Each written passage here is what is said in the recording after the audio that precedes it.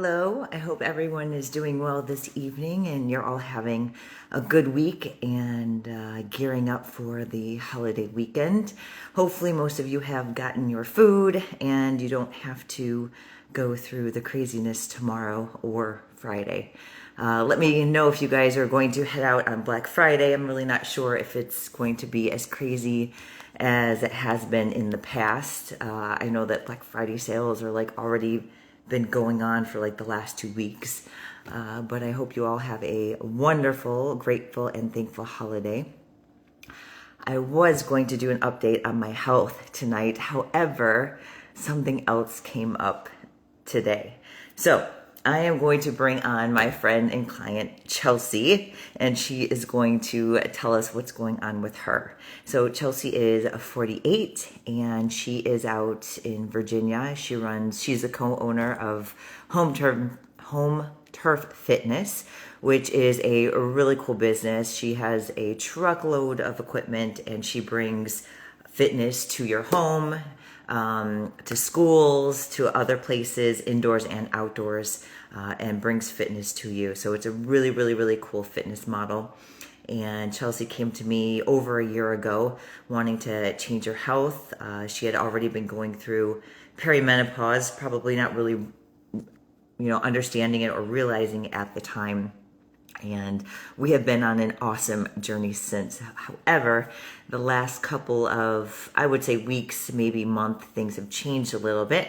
So we're going to go over how she is doing today and why we're getting on this live. So I'm going to bring her on right now. All right, let's see. I don't know, Chelsea, oh, there we go. Hey, There you are. okay. All right. Tell everyone who you are and why we're doing this. All right. So, as she said, my name is Chelsea. I wasn't totally into doing this. I gotta be honest. I have to do these things for my company, or I should be doing them, and I don't because I hate doing lives. But if you're going to help somebody or educate somebody, it's really hard to talk about yourself, at least for most people. So as Nikki said, I have my own business. I'm a personal trainer, and I was doing fine for many years, controlling my weight, losing weight, stuff like that, and among other things. And then I just like hit a wall like 2 years ago, and nothing I did, it was probably more than 2 years ago, but nothing I did like made a difference. It didn't matter. Everything I used to do didn't work anymore. So I was done with it. And I had a major knee surgery that was coming up. And it was 2 Julys ago. And I had stem cell implants for cartilage put in.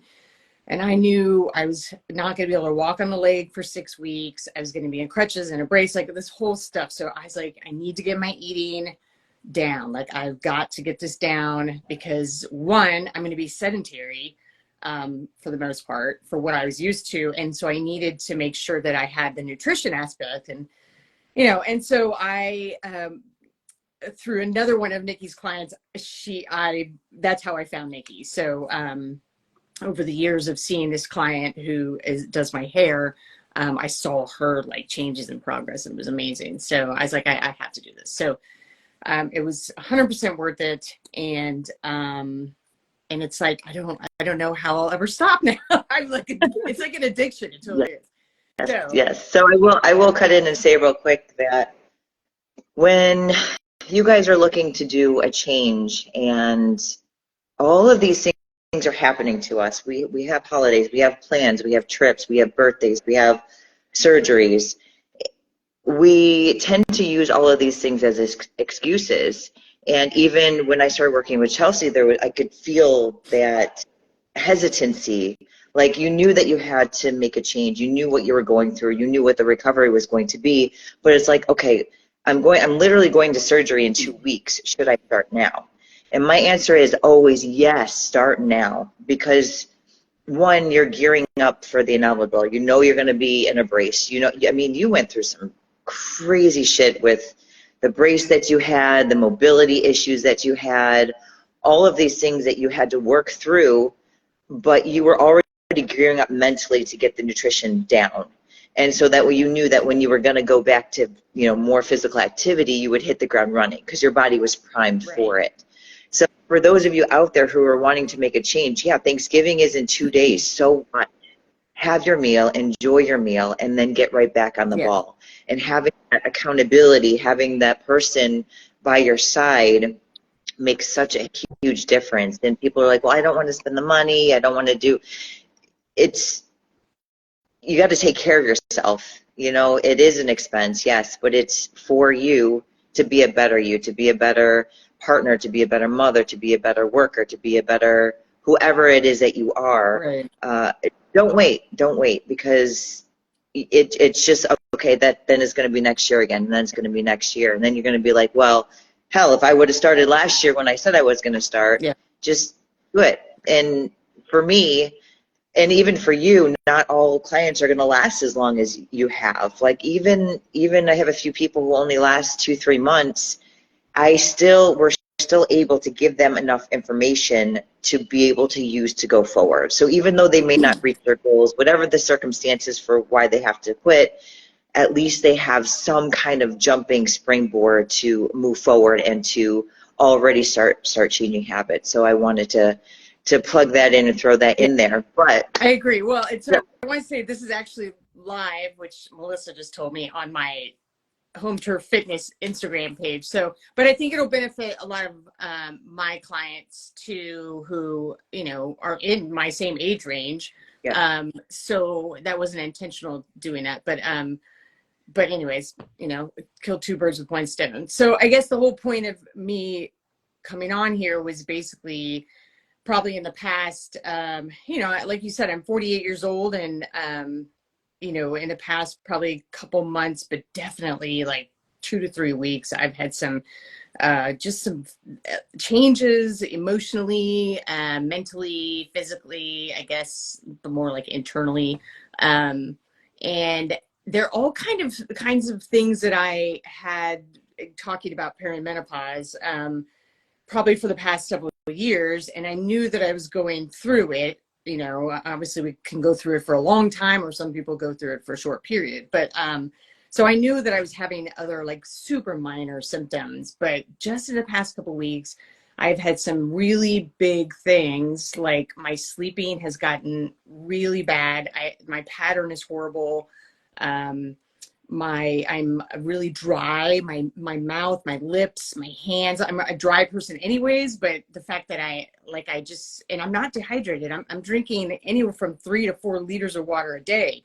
So I mean, that's not a ton, but it's a good amount of water. So so it's like other symptoms, like I'm super irritated, and I'm not, speaking for women, you have your cycles, there's 4 different cycles, correct me if I'm wrong, 4 different parts of your menstrual cycle, sorry. And like, I'm not in that phase where I should be irritable. I'm not PMSing, as people say. I'm not in that phase, at least as far as we know. So I did have a partial hysterectomy in 2019. So for anybody dealing with that, a partial hysterectomy, that that's difficult, because I have to get blood work in order to see what my hormones are doing, more so than other people, and to know when I'm hitting what phases or whatever is going on. So, and I do that every year. I get a physical, but I find out too that the doctors don't test everything to do with hormones, and they're just bringing in like your basic, I guess, probably just the estrogen part of it. So I am going to get blood work with all of these symptoms that I've been having, and I am going to do that tomorrow. But I had my doctor broaden my, the labs that he's taking, and it's just, I'm irritable. I like everything. I'm not like depressed. I'm not upset. I'm just fucking angry. Blah. I have no emotion. I'm so just like, whatever. And the littlest thing that I could normally just like blow off before, or not even think twice about, like, annoys the crap out of me. So and I know it's happening internally, but it's like I Yeah. can't stop it. It's so frustrating, and I don't like feeling like this. It doesn't help that it's pouring rain here today and it's dark and gloomy. But um, so, anyways, I had no clients today just because of the holiday coming up. We shifted people around, and so I took the day to like literally do nothing. I'm not the person, I'm not the kind of person who sits around and does nothing. So like it was really difficult for me to do that. And so I felt like I relaxed, but I also was bored. So I was like, don't go in the kitchen to eat. So I just was drinking my water like Yep. the whole time and playing stupid games on my phone and watching Christmas movies. And I made it through. But anyways, so yeah, I've been dealing with a lot of like increased issues and stuff, and it's really bothersome. Right. So for those of you women out there who have had a partial hysterectomy or even an ablation, if you have one or both of your ovaries still, you're still producing hormones. And this is the part where it gets very frustrating when I deal with clientele. It's like, I feel like as soon as that surgery like that happens, that women just get pushed to the wayside. And your cycles are still happening, whether you're bleeding or not. You're still producing the hormones every month. And actually, perimenopause is called second puberty. So, when we're actually initiating puberty and having our cycles is when the estrogen fluctuation happens. So our estrogen starts to fluctuate. Then, we start to see the crazy mood swings. And when we're going through this perimenopause, it almost sounds like you are literally on PMS on steroids. You're literally going through a hormonal PMS that is occurring every single day. Yeah. And so we decided that, like, okay, this is enough. This is, you've been tracking your cycles for years now with no problem. You've probably been spot on, maybe off 1 or 2 days. But like the last 2 cycles have been obliterated. Like we can't figure out when your luteal phase is. We can't figure out. It feels like every day is merging together to one big Yeah, PMS issue. it does. It totally does. And And I only named a few symptoms I was having. Like I got a list. So it's it's definitely, but then there's that part of me that like I told you, I don't want to cry wolf, because I'm like maybe my tracking was off. yeah. But I don't know, but hopefully this blood work will help me with that too. But so like I just feel kind of like I don't know if what if I go in there and I get all this blood work back and they're gonna be like, you're totally fine. Yeah. And now, but if that's the case, I'm gonna be like, oh my God, what's wrong with me then? Right. Yeah, well that's a possibility too, and that's another thing that I fight for women is that something's wrong. Okay, and when you start to seek out help, you have to establish a baseline. And you already had a baseline. I think last June you had labs taken. So that's your baseline. So we're going to look at your labs relative to what you got then. And then we decided to add a few other ones in. So again, I don't understand. Like you had a few sex hormones done, but you didn't have progesterone done. Yeah. So progesterone is such a vital hormone for women that it depicts the whole second half of our cycle. If we don't set our bodies up to produce progesterone in the second half of the cycle, you guys, we get all the symptoms, the headaches, the breast tenderness, the dryness, the attitude, the heavier bleeding. All of those things are symptoms of a depressed progesterone production. And even when you're not in perimenopause, you can still affect it at any age. But with us, our hormones are undulating to the point where they're chaotic. And so they may be in range, but I think the key thing is to put pressure on the doctor, is to say, look, this is what I was last year. This is what I am this year. There's a significant change within my body. And even though I'm in range, it's still a big enough difference, I'm hoping. I mean, Right. your symptoms are telling us all these Well, and things. I can't imagine yeah, I agree with that. And the thing is based on my cycle, I should have been in my luteal phase, which is what most people consider PMS, right.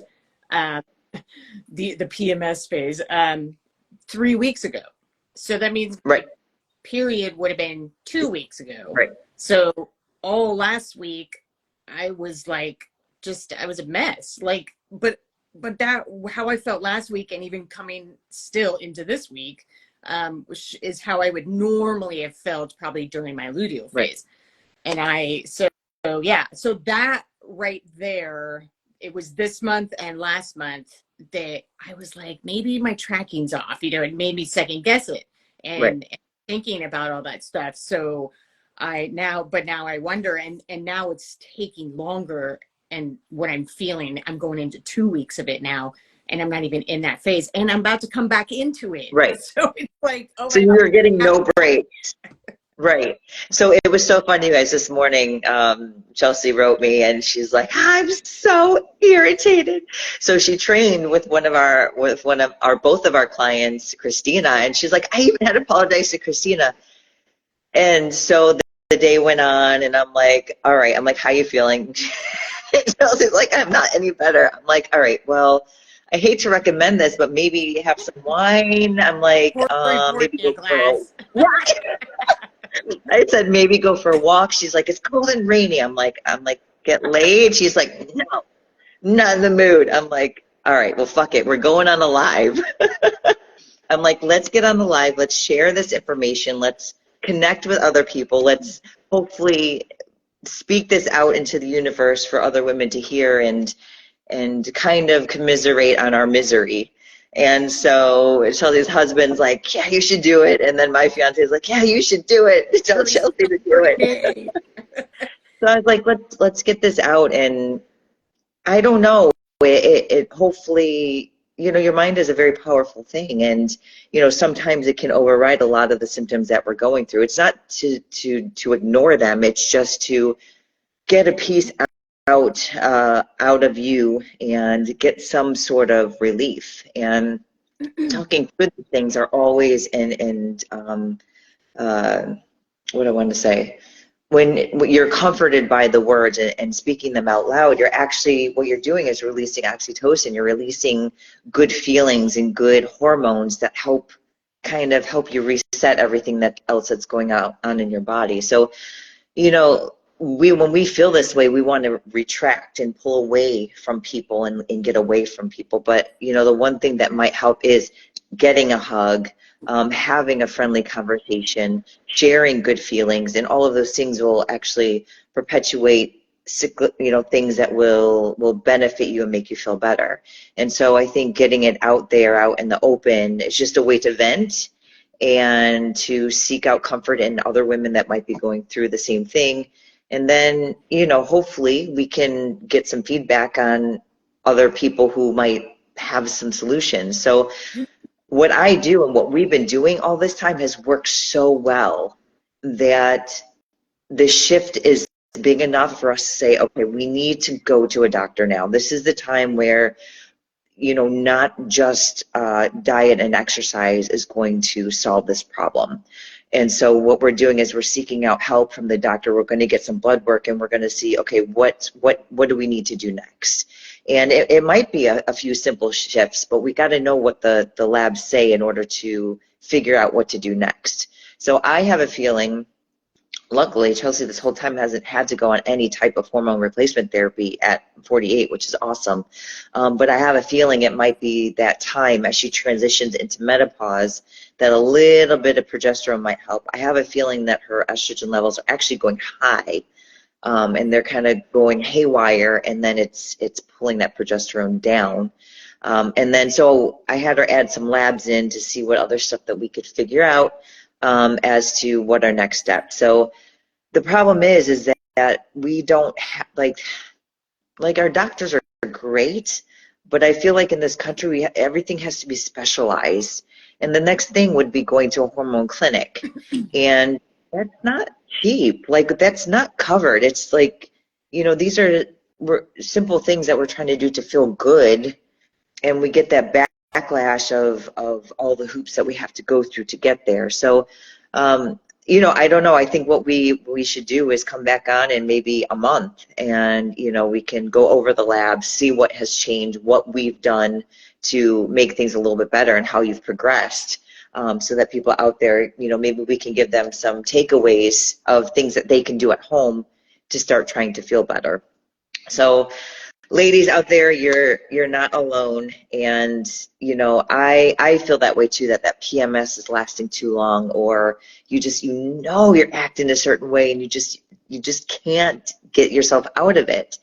And you're doing the thing, you're doing the workouts, you're doing the diet, and just having someone there to help go back and forth to figure out the missing link is so important. So don't I think the one thing that I would in dealing with this personally is I would let your doctor, I would communicate well with your doctor about it.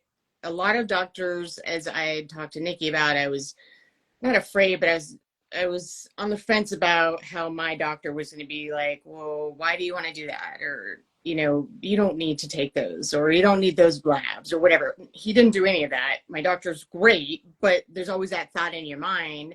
And there's some doctors who probably do that. So I guess advocate for yourself, find a different doctor. Now, this is my primary doctor, not my OBGYN or my gynecologist, but but I've been dealing with him, my primary, for everything. So anyways, I just say advocate for yourself. Don't let a doctor tell you no for something as simple as, getting blood work, and tell them you want specific tests and stuff like that. It's your right. It's your medical, Right. It's your health. Why should you not be able to ask for what you want within reason? And have a conversation with the doctor about it. I guess that's what I would like to say to anybody listening. Right. That is crucial. And sometimes we let doctors walk all over us because they're doctors. Don't question the doctor. But Yep. the thing is they don't know everything. Not every doctor can possibly know every single thing. So, it's good to talk about things and ask and research stuff like that. Yeah, Google can be your friend or your foe, but the point is, if you're still doing the research, you're concerned about your health. And no matter how asinine down the rabbit hole that Google can take you, you're still doing the research. You're still trying to find answers. So don't be afraid to take that to your doctor and say, hey, this is what I looked up. I don't know. Can you help me make sense of this? Don't go in there and tell them, doc, I have this, because that's not going to really start the conversation off on a good foot. But if your doctor is open and willing to have a conversation with you, then explore. Hopefully they're willing to explore and talk to you and help get to the right type of treatment or the right direction to get you to better health. So so I just wanted to get on here. I wanted to give Chelsea the floor to be able to express her feelings for today, and Get it out there. I could feel so, like, I tend to feel a lot of emotion when people text. I know you can't put tone in text, but I get to know my clients well enough, like, that if they're short with me, something's wrong. And one of Chelsea, she's like, send me a video on shoulder press. I'm like, there's no please. there is no, I'm like, okay, she's still not feeling good.